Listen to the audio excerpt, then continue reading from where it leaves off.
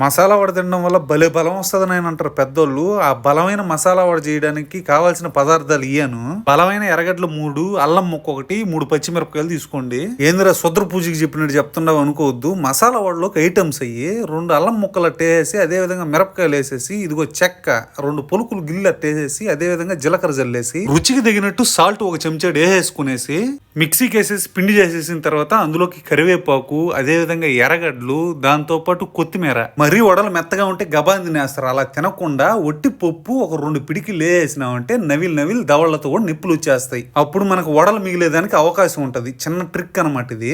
అయిపోయాక బాండ్లు పెట్టి నూనె పోసేసుకునేసి, నూనె బాగా కాలిన తర్వాత ఇక్కడ చూపించిన విధంగా వడను తట్టేసుకొని నూనెలో చల్లగా వదిలేయాలి. చల్లగా వదలమన్నానని చెప్పి కొసేలు నూనె తగిలిచ్చారంటే ఒట్టోళ్ళు అయిపోతారు. జాగ్రత్తగా కాలిన తర్వాత దించుకొని ఫ్యామిలీతో హ్యాపీగా తిని ఎంజాయ్ చేయండి. అదేవిధంగా వీడియో నచ్చుంటే ఒక లైక్ కొట్టండి.